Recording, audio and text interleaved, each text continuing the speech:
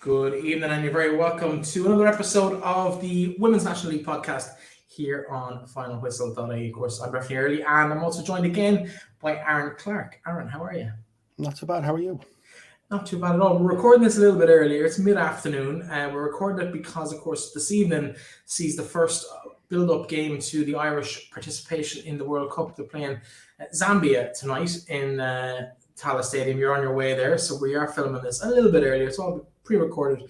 It'll go out just before the game, but it's an interesting time ahead. We don't really know what to expect from Zambia, but I suppose it's a good opportunity to get another look at the girls of green ahead of that World Cup opener in just a few short weeks.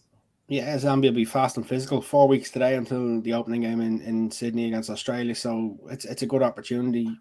African teams in the group as well sort of give Ireland an opportunity to play an African side.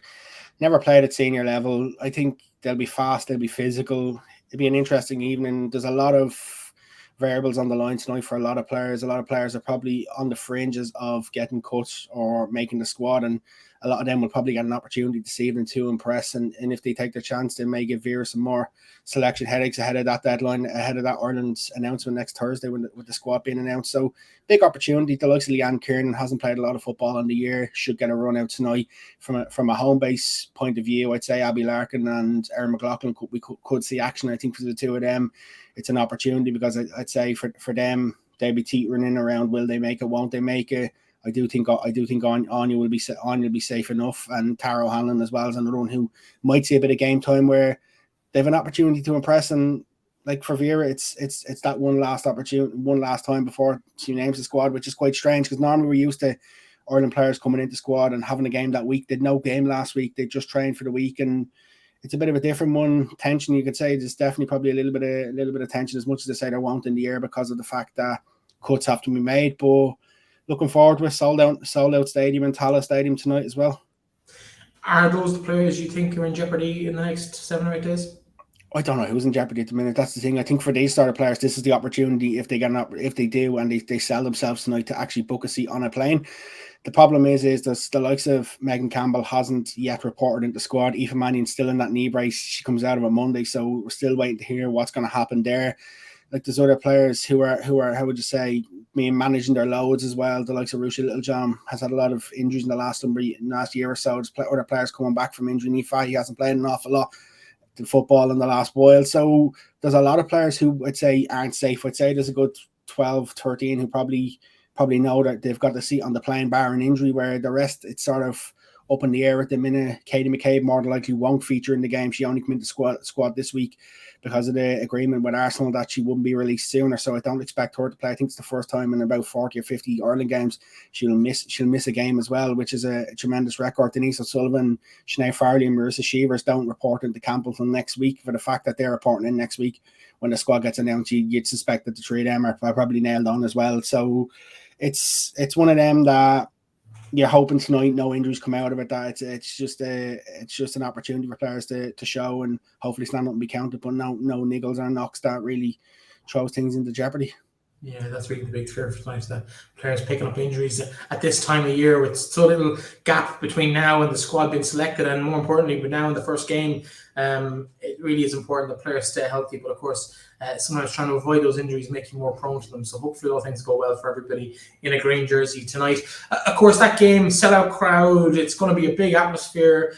The summer anticipation building towards that World Cup appearance, and it really is. It's got maybe not quite shades of 1990, but definitely elements of that kind of anticipation of 1990. And I know you're around long enough to see it. I'm barely old enough to see it myself.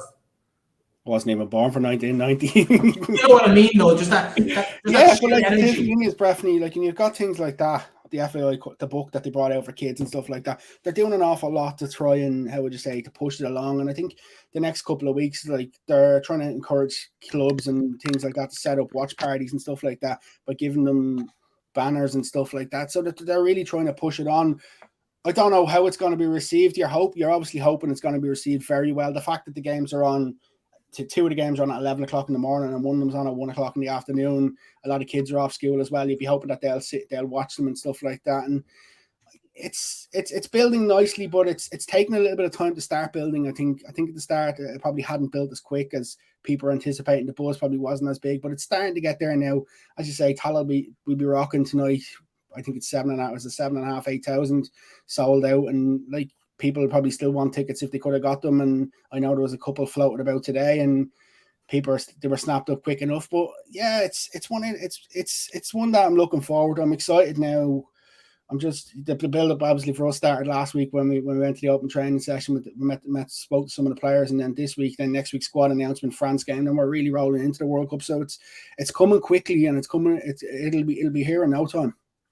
Absolutely. Well, plenty to look forward to over the coming weeks and months on the senior stage. But of course, our attention this week is focusing on the island of Ireland, and specifically the entire island of Ireland. For the first time in a women's entity, in a women's competition, we had teams from both sides of the border partaking in the Avenir Sports All-Ireland Cup.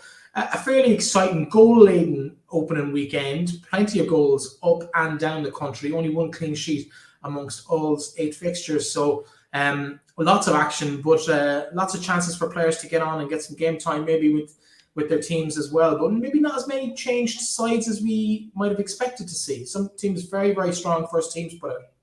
26 goals scored in them 8 games as well. Some absolute downpours, and so I don't know if you've seen any of the Shelbourne and Athlone game had to be postponed because of the weather. Like you're looking at it, you're thinking, I'm glad it wasn't there. You're looking at that, it's sort of the rain was massive deluge, and then like the likes of Crusaders and Treaty, a 5-goal thriller. But like then you turn around to the likes of Galway and see 1-0. You're probably thinking, oh, I probably expected a few more goals in that game. But I think the first week, the good thing about the thing is there was some change in some clubs, but the fact that there was a lot of competitive games, I think that's probably what a bit of a fear was, that some clubs maybe wouldn't take it as serious as they could. I know from a Bowls point of view, I'd say they're extremely disappointed with the fact that you conceded the penalty last play of the game to not have a clean sheet. But as you say, only one clean sheet in the weekend it's something we're not really used to. We're normally used to seeing a couple in the Women's Premier Division each week. We talk about the competitive nature of games. Only 2 games separated by more than a single goal. So even then it was 4-1 Shells Athlone, last year's cup finalists, and Bows Sligo 3-1. So no washouts at all for anybody apart from maybe the weather.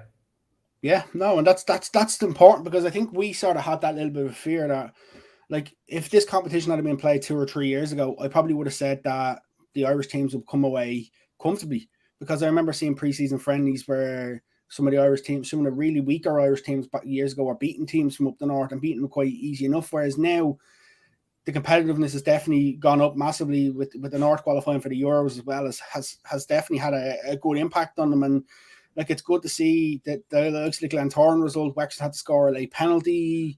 Then you're looking at Cliftonville scoring the late winner against Sion, when we looked as though that was going to be a draw, and then that really sets up the game that they have this weekend. And I think a lot of results probably set it up and put it into the fact that, like, we talked a lot about Cork. Would Cork get a result against the Lawrence? It's probably put them in a good position for their next game against Treaty this weekend. And like, there's a lot of teams have a lot to play for in this competition. Yes, it's a new competition, but some teams are looking to gain a little bit of form. Some teams are trying out some of the younger players. Like, you look at Shamrock Rovers and Peamount, a couple of youngsters made debuts and made first starts, and I think that's important as well. While other clubs probably went a little bit stronger, probably want to win the silverware. And the good thing is, I think every club has respected the competition, and that was probably what we had a little bit of fear of. Would they not? I think that with the strength that they went at, most clubs, it's fair to say they really give the competition the respect. Yeah, let's take a quick look at the group tables. We might go through them group by group there, if I can just make that a little bit larger on screen. So if it's our group, we'll start Group A maybe rather than C. I've jumped ahead. Shells, Galway, Linfield, Athlone. Wins for Shells, as you mentioned, 4-1 against Athlone, and Galway United, Linfield 1-0 there. I think for me that's probably the best result of the weekend for a team, because I think we look at Galway, yes, they've had a reasonably good season, but they are a brand new outfit. To go up to Linfield, a club that have that kind of tradition, both in the male and female game, to come away with a 1-0 win is impressive.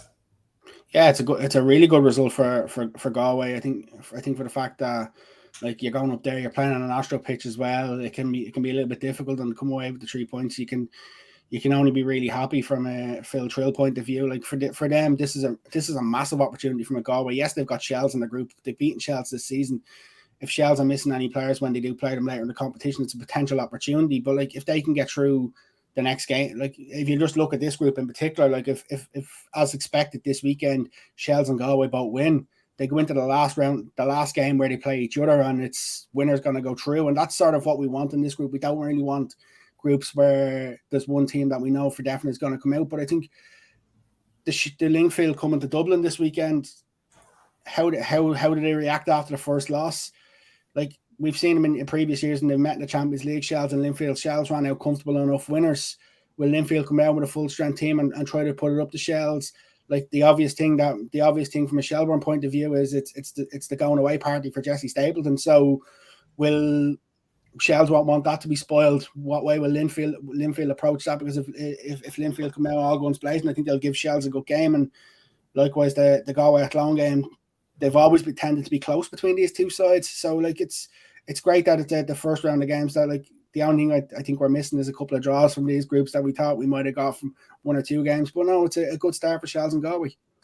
We talk a bit about Athlone as well, because obviously big news out of there last night is the departure of manager of the year last year, Tommy Hewitt, who's moved on from the club. We hope to have Tommy on the show next week to chat about kind of his departure and what next for him, and I suppose what next for the club as well, be part of that discussion. But they face a Galway United side now that are brimming with confidence.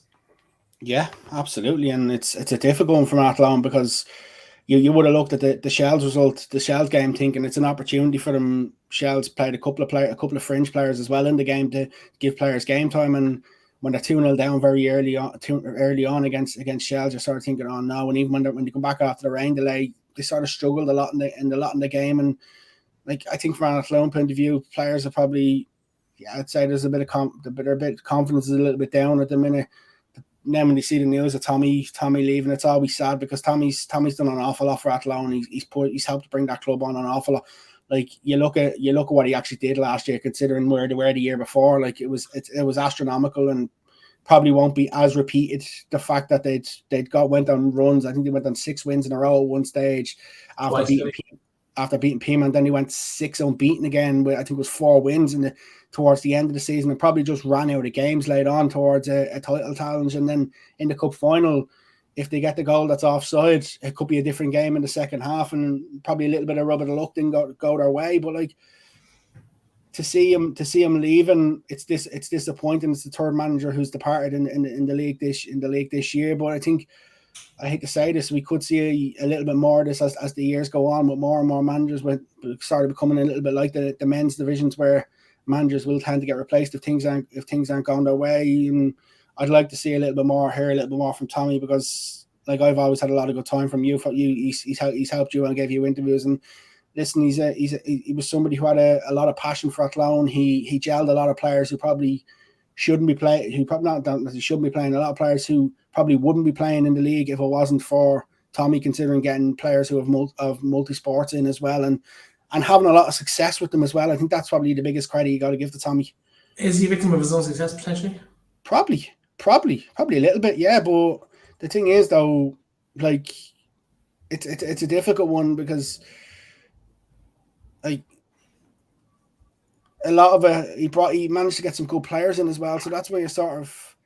But then again, what expectations did Athlone set this year in terms of the club itself? That'd be my question, as to what actual expectations had they got on. Did they expect, just because where they finished last year, that they were going to win the league all of a sudden? Whereas I think Tommy's more of a realist than that. And I think, and I think until someone speaks to him or he does some interviews, we won't really know what's probably gone on there or what's happened there. But it's a sad one for the girls especially.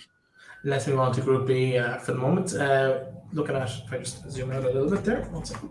We'll get the teams there. Avenir Sports Cup Group B, Shamrock Rovers, Glentoran, Wexford Youths, and Peamount United in that group.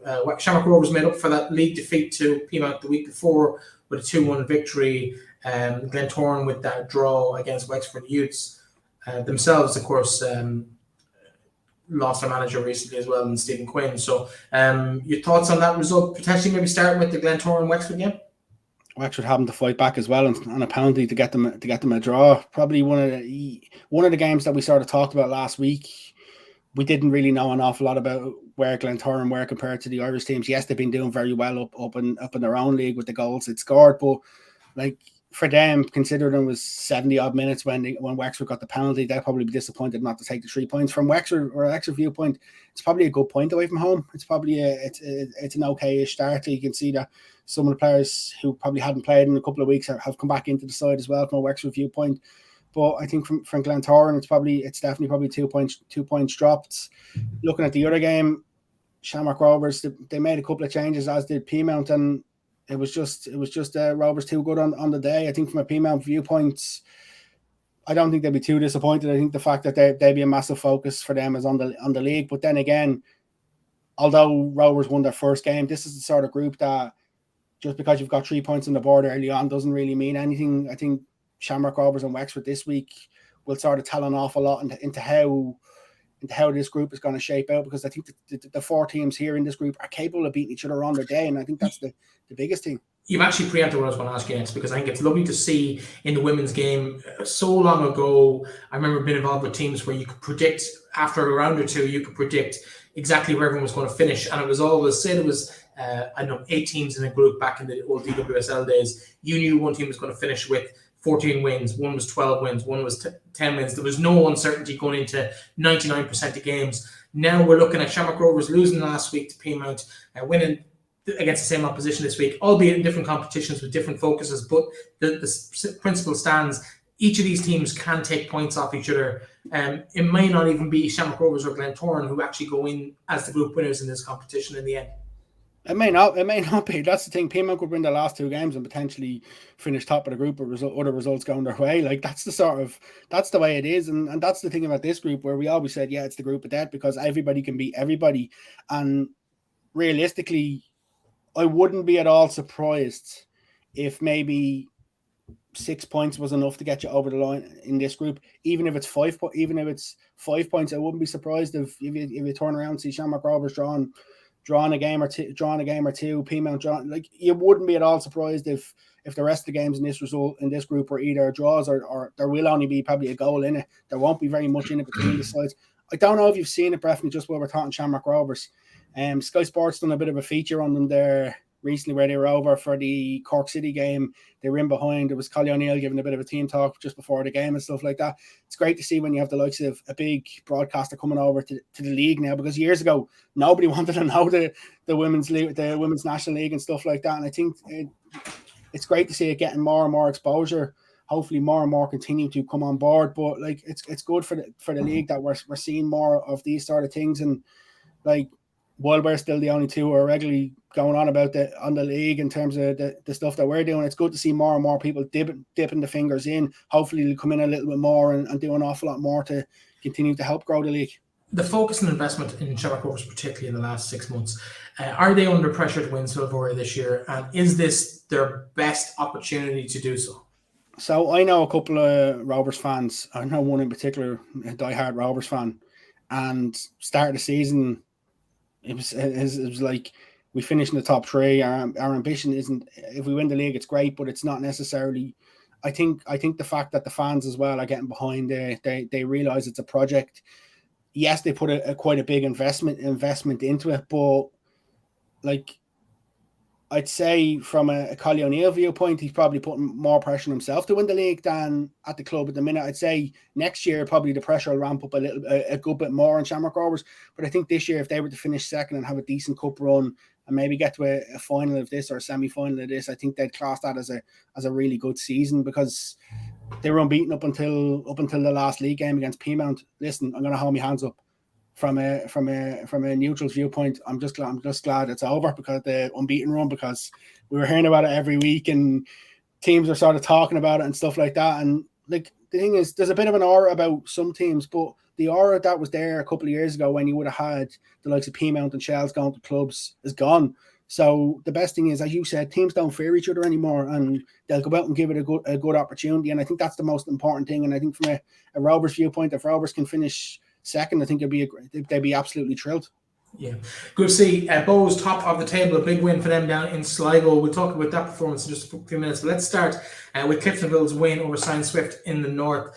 Two teams that we arguably didn't know a whole pile about coming into the weekend, but another good competitive fixture. One goal shaded it for the Belfast side in the end. I'm not going to lie, based on looking at league tables and stuff like that, I probably expected it to be a little bit more comfortable for Cliftonville. And to be honest with you, that just shows it's, I don't know, it's a bit of air negligence and my negligence in terms of the knowledge that I'd have of that sort of league, because I know Sion were up there and thereabouts a couple of years ago. But it's a good result for Cliftonville. I think it's a win. That's the most important thing for them. The wins in this competition, you won't care if it comes 2-0, 1-0, 6-0. A win's a win. And like, even for the likes of Bows, I'd say if you'd offer Bows to start the weekend a 1-0 win away to Sligo, they'd have said, yeah, no problem. The fact they scored 3, I think they'd have been just disappointed they conceded that late goal. I think that's the only real bitter disappointment thing for them. Did they score 3 or did they really only score 1 though? Because Sligo had their part to play in the first 2. Did you see the goals from the Sligo setup? Very unfortunate. Funny if you're not involved looking at them, just in terms of the calamitousness of the first goal in particular. It was I can't remember who it was exactly, broke down the left wing, cut in, had a shot, really good effort, came off the foot of the post, came back, hit the head of the goalkeeper, Bonnie McKiernan, bounced back across the line, half scrambled clear by a couple of defenders, including maybe McKiernan herself, back to, I'll have to check to see who scored the goal now, I can't remember off the top of my head, but she put it to the back of the net. But I think the referee alliance person had already judged it to cross the line in the first instance anyway. So officially probably an OG from Bonnie McKiernan. The second one, an awful mix-up between centre-half and goalkeeper. The centre-half took a look, turned around, put it back to the goalkeeper where she thought she was, but actually McKiernan had moved a little bit, and unfortunately for Keela Scanlon, the ball ended up comfortably in the back of the net. It was just one of those. Is it a bit of a shade of Ukraine? Yeah, exactly. Back pass from Anya. Yeah, it was just one of those things that happens, and everybody just kind of holds their head in their hands and goes, "How did that happen?" And you can't really blame either player, but it's just one of those things that you just should. Yeah. Sligo have had more than one penalty. I only watched half the game, I'll be honest. So I don't know is a short answer to that. But so because I know that a lot of penalty shouts during the game, and it was just happened to be the very last play of the game that Casey Howe converts the penalty. But like, I do think Bohemians were worth the win, if that's any consolation. I think Bohemians were the better side. I have to ask, what do you think of the Dublin Bus jersey? I like it. I like it. It's funky. It's one of them that it's different. It's mad different the way it is, but it's one that I do like it, but it took a bit of getting used to. Listen, if that's what it takes to engage sponsors and promote sponsors' participation in clubs, I'm all for it.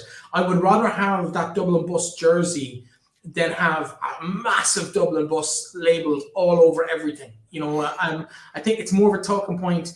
It's like Marmite, you either love it or hate it, and if you love it, you'll probably buy it. And I think that's probably where Bows have headed in the last few years with the Bob Marley jersey and the Refugees Welcome jersey, and I'm all for it. I think if there's ways that clubs without intruding into people's lives or people's everyday kind of flashing sponsors every time you go to the website or the social media, if you can engage a sponsorship like that, I'm all for it. Think outside the box and grow those corporate and commercial opportunities without being overtly, and it is overtly, but it's not overtly, if that makes sense. It's in your face, but it's not smashing your head against a brick saying, look at us, we're Dublin Bus. And I do like that.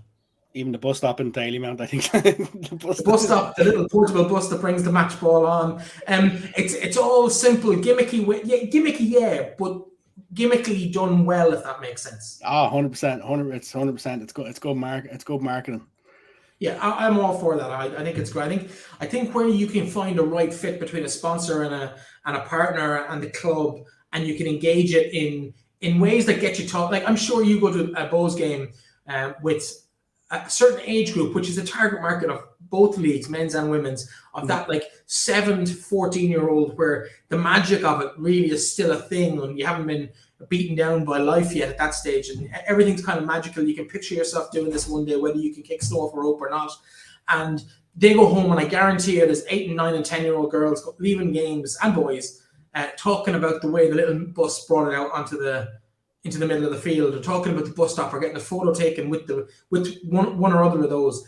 and it does engage the fan. It activates that sponsorship in a way that no amount of money and placement is going to give you outside of that, if that makes sense. I'm all for it. 100%. I agree. Let's move on to Group D quickly before we get tied down talking about bus timetables. Strikers, big win for them. They had a 3-2 victory over Treaty. Treaty be happy enough with that performance, I'd imagine. 3-0 down they were. Yeah, absolutely. But for me, they're probably the biggest unexpected win of the weekend. I think Galway's win was impressive, but I wouldn't have said it unexpected. Cork beating DLR for me is a big win for Cork. I haven't looked too much into it in terms of how it went down in terms of team selections, but I think whether it's the strongest team or a changed team for Cork, I think the fact that they've got a win speaks volumes for where they are at the moment and maybe signs of progress. Is that fair to say? Green shoots? So I'll talk Treaty first, and then I'll go on to Cork. So from a Treaty viewpoint, obviously being 3-0 down, Cara Griffin got two late goals from them, and the fact that you pull it back to 3-2, it's a long travel going up north from Limerick, so never going to be easy for them. But a lot of takeaways for the fact that they didn't just wilt and they actually pushed to the very end. But in terms of the Cork viewpoint, yeah, you're probably right. It was one of them that was a little bit unexpected for my ice creams and all over the kids. Although, Breifne, come on, before we talk about the football, we have to talk about what happened off the pitch. That child was phenomenal. the turn of pace, and she held control of that flag like you wouldn't believe. You love viral moments in the league. That's got to be one of them.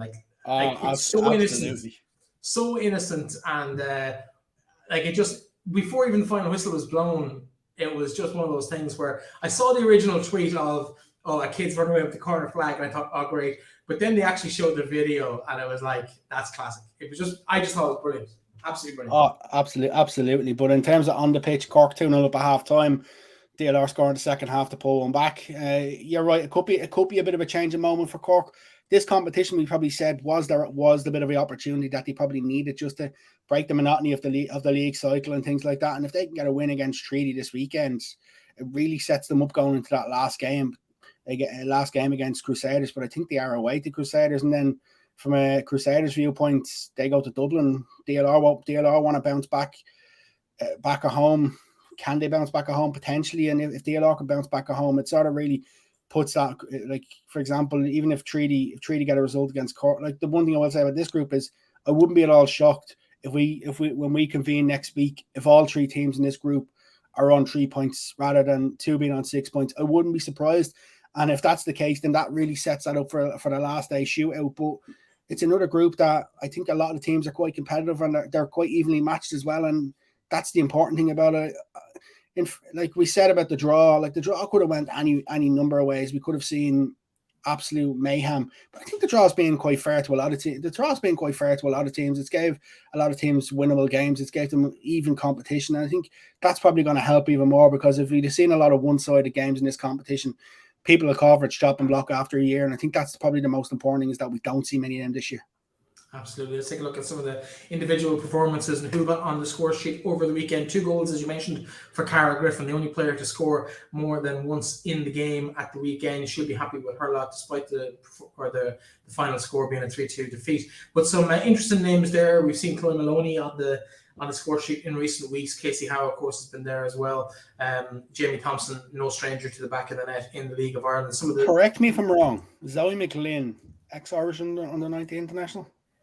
If only we had a way to find out. Yeah, I believe she is. I'm just clicking into her profile here quickly. If it just goes in, she has played for the Republic of Ireland. So yeah, she is. She played underage for Ireland in recent seasons. So yeah, you're bang on the money there with that one. Have I got the right page now? I don't think I have. So that's the fixtures for this week. But the statistics, the scores for the week. Only one clean sheet in the competition last week, as you mentioned at the top of the show. Abigail Ronayne, Galway, former Athlone goalkeeper, kept a clean sheet in her side's victory against Linfield, so she'll be happy enough with that as well. But plenty of goals spread across a whole range of players as well. So many down there, right down to Hazel Donegan, who's the last on our list, of course, in no particular order in that particular set of scorers. So it's been an interesting couple of weeks for teams in that competition. 2 OGs as well, of course. In fact, there might have been 3 or 4 OGs last weekend. I think there was a few in other games as well. So plenty of opportunities there for defenders to get their name on the score sheet, albeit not in the way they like. Fixtures this weekend. Again, we're using this off our website, folks, so you can get all these match details, individual player profiles, and everything on finalwhistle.ie. Just click on the soccer section of the site. Shells versus Linfield, Peamount United versus Glentoran, Sion Swifts versus Sligo Rovers. Plenty of overlap between those squads in recent years. They're geographically not that far apart. DLR Waves and Crusaders. That's at 4 o'clock in the UCD Bowl. While Galway United meet Athlone in that game. We talked about a crunch game for Athlone after their defeat last week. Defeat would put them effectively out of the competition on Saturday evening. Treaty United entertain Cork in a must-win for both teams, really. And Wexford host Shamrock Rovers, while Cliftonville take the journey to Dalingham Park. They'll play Bohemians this weekend. Any of those on your list? What are you hoping to get to? Yeah, I'm hoping to get to Shells, Linfield, and Bows, and Cliftonville as well. Obviously, with the fact that Jesse Staples is its last game for Shells, I want to get to Tallaght Park. And then the game, like if I was to only pick one, I'd look Cliftonville and Bows is probably one that stands out to me, just for the fact that team up top up north against the side who are fourth in the national in the Premier Division, just to see how it sort of pans out. But yeah, we'll get to 2. Peamount playing early is a bit of a surprise. They're not normally known for playing very early, but it's probably to accommodate Glentoran as well, travelling down. Like it's good to see that there's a bit of flexibility in these sort of competitions as well. And like I think we'll have another action-packed weekend. I'm going to put you on the spot and ask you the question here, though, Breifne. 26 goals in 8 games. Do we beat it this weekend? Who knows? What's that average of 3 a game? Just over 3 a game. 4 a game, sorry. The maths is off. No, I was right. 3 a game. I'm going nuts. I don't know is the short answer. I think as teams become more aware of where the opposition are, I think that will lower itself. So I'm going to say we won't have as many goals. I think the teams that are at certain levels are playing against each other, which should see less of, say, the 4-1 example or the 3-2 example from last week. I don't think we'll see 4 or 5 goal games. I think the fact that Sligo Rovers, who were on the receiving end of one of those last week, play Sion Swifts, who are more or less around the same level as themselves, wouldn't be quite title challengers. Treaty and Cork playing each other at the same level, more or less, in the league this year and in recent seasons. Galway and Athlone the same. I think we'll have tighter games across the board. I'd be surprised if we're over 23 or 24. I fancy 1 or 2-0 all draws this week. Oh, really? You think there's going to be scoreless? Okay, well, we'll see. Plenty of time to see how those pan out over the course of the next week or so. Before we go, of course, we have talked with Tommy leaving the Athlone Town hot seat last night. Another big news in the league this week, fresh from a new manager, or at least a replacing Stephen Quinn down in Wexford Park, is a new name for the club. They've decided that Wexford Youths will be no more. It's going to be Wexford FC all the way, both on the men's and women's side of the house. It kind of brings the whole thing together in the same way as we've seen maybe Galway WFC become Galway United, that it'll be one unified brand down in Wexford. Does it matter, or is it even important? They're talking about having more supports available for the women once they come under that umbrella. But like they were together a couple of years ago until Wexford Youth had to rename to Wexford FC. So I was surprised it didn't happen back then, but it was the women's section's decision not to happen back then. So it is good. It's another step in the right direction. The branding and with the branding and stuff like that. So it's positive. Everything's been really positive. Thankfully, last weekend, I don't want to jinx it, but we didn't have any LOI TV mishaps last week, and it was a good week. I'd assume that all the games that are based down here again will be streamed on LOI TV this week. Just hasn't been confirmed just yet, but that's what I would suspect as well. But no, looking forward to this weekend. Looking forward to this evening. Lots of build up, lots of busy times ahead. Women's football is thriving. Everybody's talking about it for the right reasons this time, which is the most important thing. Zambia tonight. Put your head in the block. Should we win the game, and if so, by how much? Yeah, I'd say we'll hopefully win 2 or 3-0. And finally, Tommy's left Athlone. The king is dead. Long live the king. Who's the likely successor down there? Can you think of any names that you might be in the hunt for this? I don't know. That's the thing. It's because of the location as well. It's a bit of a strange one. Like, will they dip back into men's football? The thing is, Athlone is also a bit of a weird club in the sense that decisions they make, even on the men's side, sometimes surprise us. So you wouldn't be surprised at all who they decide to bring in as manager. Yeah, absolutely. Anything is possible in the world of Athlone Town FC.